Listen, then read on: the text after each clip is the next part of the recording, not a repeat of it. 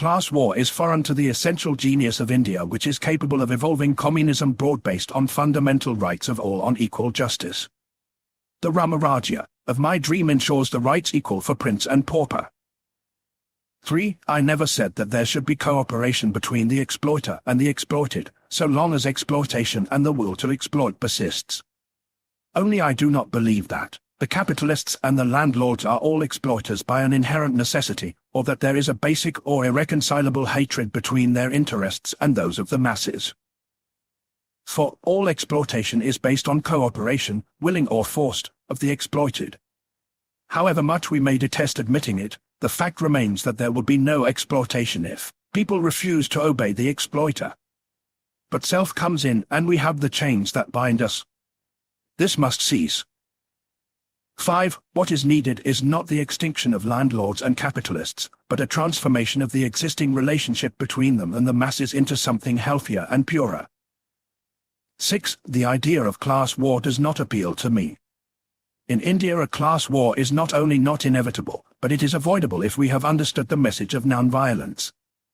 Those who talk about class war as being inevitable have not understood the implications of non-violence, or have understood them only skin-deep. 7. Let us not be obsessed with catchwords and seductive slogans imported from the West. Have we not our Eastern tradition?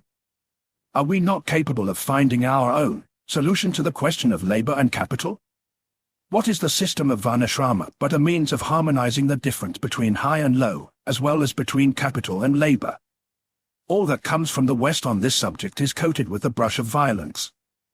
I object to it because I have seen the wreckage that lies at the end of this road. 8. The more thinking set even in the West today stand in shock and horror at the abyss for which their system is heading. And I owe whatever influence I have in the West to my ceaseless endeavor to find a solution which promises an escape from the vicious circle of violence and exploitation. 9. I have been a sympathetic student of the Western social order, and I have discovered that underlying the fever that fills the soul of the West there is a restless search for truth. I value that spirit. Let us study our Eastern institutions in that spirit of scientific inquiry, and we shall evolve a true socialism and a true communism than the world has yet dreamed of. It is surely wrong to presume that Western socialism or communism is the last word on the question of mass poverty. 10. I do not want to destroy the zamindar, but neither do I feel that the zamindar is inevitable. I expect to convert the zamindar and other capitalists by the non-violent method, and therefore there is for me nothing like an inevitability of class conflict. For it is an essential part of non-violence to go along the line of least resistance. The moment the cultivators of the soil realize their power, the zamindari evil will be sterilized. What can the poor zamindar do when laborers say that they will simply not work the land unless they are paid enough to feed and clothe and educate themselves and their children in a decent manner? In reality, the toiler is the owner of what he produces. 11. If the toilers intelligently combine, they will become an irresistible power. That is how I do not see the necessity of class conflict. If I thought it inevitable, I should not hesitate to preach it and teach it. 12. The problem is not to set class against class, but to educate labor to a sense of its dignity. Rich men, after all, form a microscopic minority in the world.